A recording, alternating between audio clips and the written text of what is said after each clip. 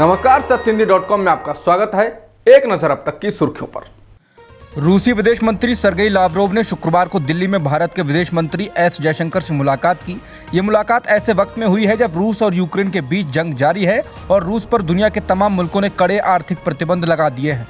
रूस के द्वारा यूक्रेन पर हमला करने के बाद विदेश मंत्री लावरोव का यह पहला भारत दौरा है। मुलाकात के दौरान एस जयशंकर ने कहा कि रूस के साथ भारत के द्विपक्षीय रिश्ते आगे बढ़ रहे हैं और भारत हमेशा से तमाम तरह के विवादों को कूटनीतिक ढंग से सुलझाने के पक्ष में रहा है। जयशंकर से मुलाकात के दौरान रूसी विदेश मंत्री लावरोव ने कहा कि भारत और रूस के रिश्तों में दोस्ती शब्द बेहद अहम रहा है। उन्होंने कहा कि हम इस बात की प्रशंसा करते हैं कि भारत वर्तमान हालात को लेकर एक तरफा नहीं है और सभी तथ्यों को देख रहा है।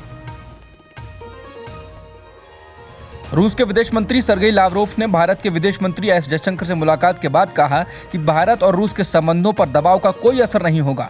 उन्होंने कहा कि अमेरिका दूसरों को अपनी तरह की राजनीति के लिए दबाव बनाता है। इस दौरान उन्होंने यूक्रेन संकट पर भारत के रुख की तारीफ की और कहा कि भारत ने पूरे हालात को सिर्फ एक तरफा नहीं देखते हुए प्रभावी तरीके से लिया। इसके लिए हम भारत की सराहना करते हैं। उन्होंने कहा कि भारत रूस के द्विपक्षीय संबंध लगातार अच्छे हो रहे हैं।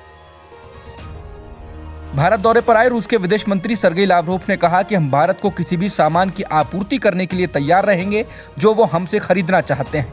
रूस और भारत के बीच बहुत अच्छे संबंध हैं। उन्होंने कहा कि अगर दिल्ली तेल और हाईटेक हथियार खरीदना चाहता है तो रूस इसके लिए तैयार है। इसके साथ ही यूक्रेन संकट में प्रधानमंत्री मोदी के मध्यस्थ के रूप में होने की संभावना पर उन्होंने कहा, भारत एक महत्वपूर्ण और गंभीर देश है। अगर भारत समाधान करने वाली भूमिका निभाता है तो भारत हमारे साझा भागीदार के रूप में ऐसी प्रक्रिया का समर्थन कर सकता है। अमेरिका ने भारत को चेताते हुए कहा है कि अगर एलएसी पर चीन गतिरोध उत्पन्न करेगा तो रूस उसकी मदद के लिए दौड़ा नहीं चलाएगा। अमेरिका के डिप्टी एनएसए दिलीप सिंह ने यह बात कही है। वो बुधवार को भारत की आधिकारिक यात्रा पर आए थे। इसी दौरान उन्होंने भारत रूस के रिश्ते को लेकर तर्क टिप्पणी की। दिल्ली में विदेश सचिव हर्षवर्धन श्रृंगला के साथ बैठक करने के बाद दिलीप सिंह ने कहा कि अमेरिका नहीं चाहता है कि प्रतिबंधों के बीच कोई देश रूस के केंद्रीय बैंकों से कोई लेन देन करे। अमेरिका के डिप्टी एनएसए ने कहा कि रूस चीन के साथ इस रिश्ते में जूनियर पार्टनर बनने जा रहा है और चीन रूस पर जितनी अधिक ताकत हासिल करेगा भारत के लिए उतना ही कम अनुकूल होगा। उन्होंने कहा कि मुझे नहीं लगता कि किसी को भरोसा होगा कि अगर चीन एक बार फिर एलएसी का उल्लंघन करता है तो रूस भारत के बचाव में दौड़ता हुआ आएगा। उन्होंने कहा कि इसीलिए हम चाहते हैं कि दुनिया भर के लोकतंत्र और विशेष रूप से क्वाड एक साथ आए। भारत ने गुरुवार को बाजार में उतार चढ़ाव के बीच अपनी जरूरतों के लिए अच्छे सौदों की तलाश करने के अपने फैसले का बचाव किया। साथ ही ये भी कहा कि यूक्रेन में संघर्ष के बाद भी यूरोप ही रूस से तेल और गैस का सबसे बड़ा खरीदार रहा है। भारत के विदेश मंत्री एस जयशंकर ने Bharat Britain strategic futures forum में ब्रिटिश विदेश सचिव लिज ट्रस की उपस्थिति में ये टिप्पणी की। एस जयशंकर ने कहा कि जब तेल की कीमतें बढ़ती हैं तो मुझे लगता है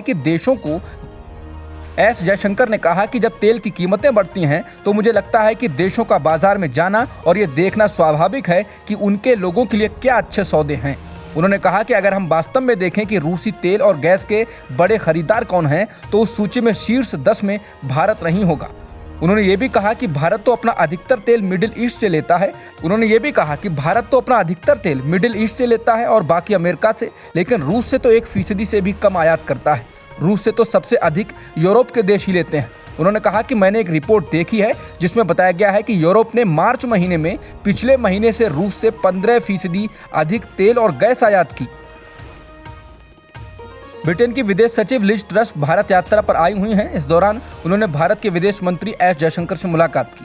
एस जयशंकर ने जहां रूस को लेकर भारत के कदम का बचाव किया तो ट्रस ने कहा कि उनका देश साल के अंत तक रूसी तेल पर अपनी निर्भरता समाप्त कर देगा। इसे करने में समय लगता है। साथ ही कहा कि भारत एक संप्रभु राष्ट्र है और वो ये नहीं बताने जा रही हैं कि उसे क्या करना है। उन्होंने कहा कि यूक्रेन पर हमले के बाद जर्मनी ने भी अपनी ऊर्जा और रक्षा नीति बदली है। हमें ऐसा करते रहने की जरूरत है। उन्होंने कहा कि हमें पुतिन पर दबाव बनाना जारी रखना चाहिए और यूक्रेन को हथियार की आपूर्ति जारी रखनी चाहिए। उन्होंने ये भी कहा कि अगर रूसी राष्ट्रपति सफल हो जाते हैं तो लोकतांत्रिक देश दुनिया भर में क्या संदेश देंगे। सुप्रीम कोर्ट ने शुक्रवार को कहा है कि महाराष्ट्र के पूर्व गृह मंत्री अनिल देशमुख के खिलाफ सीबीआई की जांच जारी रहेगी।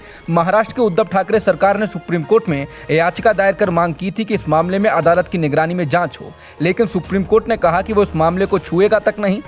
जज एसके कौल और एम सुंदरेश ने इस मामले में दखल देने से इनकार करते हुए याचिका को खारिज कर दिया। एनसीपी के सीनियर नेता अनिल देशमुख पर महाराष्ट्र का गृह मंत्री रहते हुए पुलिस ट्रांसफर और पोस्टिंग में रिश्वत लेने का आरोप है। सुप्रीम कोर्ट का फैसला महाराष्ट्र सरकार के लिए बड़ा झटका है, क्योंकि सरकार आरोप लगा रही है कि केंद्रीय एजेंसियां उसके नेताओं और उसकी सरकार के मंत्रियों को निशाना बना रही हैं। एनसीपी अध्यक्ष शरद पवार ने द कश्मीर फाइल्स को लेकर बीजेपी पर निशाना साधा है। उन्होंने कहा कि बीजेपी द कश्मीर फाइल्स के जरिए कश्मीरी पंडितों के पलायन को लेकर देश में झूठा प्रचार करके जहरीला माहौल बना रही है। उन्होंने कहा कि इस तरह की फिल्म को स्क्रीनिंग के लिए पास ही नहीं किया जाना चाहिए, लेकिन इसे टैक्स में छूट मिल रही है और जिन पर देश की एकता बनाए रखने की जिम्मेदारी है वो ही इस फिल्म को देखने के लिए प्रोत्साहित कर रहे हैं, जिससे लोगों में गुस्सा बढ़ रहा है।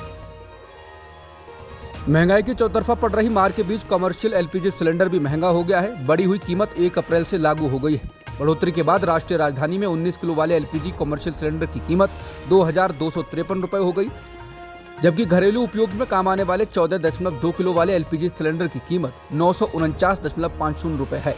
मुंबई में कॉमर्शियल गैस सिलेंडर की कीमत 2,205 रुपए, जबकि कोलकाता में इसकी कीमत 2,351 रुपए है और चेन्नई में ये 2,406 रुपए मिल रहा है। बीते दिनों घरेलू उपयोग वाले एलपीजी सिलेंडर भी 50 रुपए महंगे हो गए थे और पेट्रोल डीजल की कीमतों में 10 दिन में 9 बार बढ़ोतरी हो चुकी है।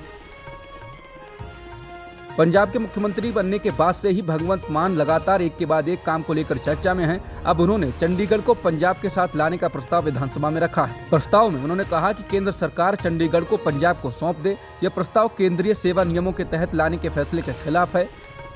बता दें, कुछ दिन पहले केंद्र सरकार ने चंडीगढ़ के कर्मचारियों को केंद्रीय सेवा नियमों के तहत लाने की घोषणा की थी। इसके तहत सेवानिवृत्ति की उम्र, भत्ते और छुट्टियों संबंधी नियम बदल जाएंगे। अब उन पर केंद्र कर्मचारियों के ही नियम लागू होंगे।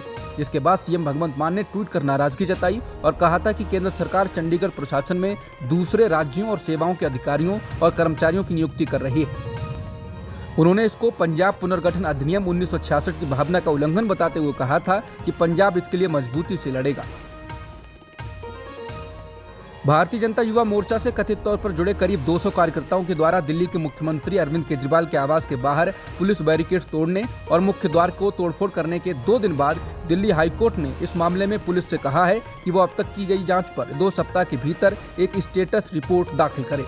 कोर्ट ने कहा कि हमने वीडियो भी देखे हैं। वीडियो से पता चलता है कि ये बेकाबू भीड़ थी। वो मुख्य प्रवेश द्वार को खराब कर देते हैं, सार्वजनिक संपत्ति को भी नष्ट करते हैं। उनमें से कुछ ने कानून अपने हाथ में लिया है और निश्चित रूप से भय का एक तत्व है जिसे बनाने की कोशिश की गई, ये स्पष्ट है। कोर्ट ने कहा कि हम ये भी पाते हैं कि पुलिस बल शायद अपर्याप्त था। कम से कम जो वहां थे वो इसे रोकने की कोशिश तो कर रहे थे। कोर्ट ने पुलिस से कहा कि आपको ये बताना होगा कि इस तरह की घटना होने के बारे में आपको किस तरह की सूचना मिली और किस तरह के खतरे की धारणा थी। अब तक की खबरों में इतना ही।